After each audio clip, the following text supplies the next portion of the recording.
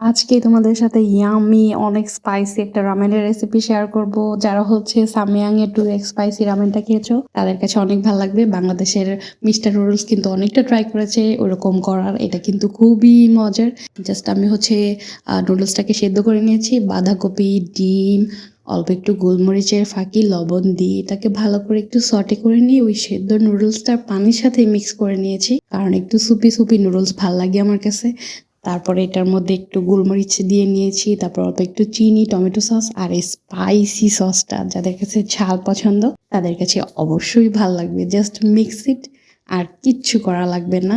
রাত বেরাতে ক্ষুধা লাগলে যাদের একটু ক্রেভিংস হয় আমার মতো ঝাল ঝাল রামেন খাওয়ার জন্য, দেখো এটা কি আমি লাগতেছে। ভয়েস ওভার দিতে দিতে আমার আবারও খেতে ইচ্ছে করছে।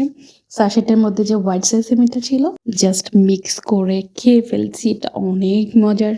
যারা ট্রাই করছো অবশ্যই জানাবা কেমন, আর যারা খাওনি অবশ্যই কিন্তু খাবা।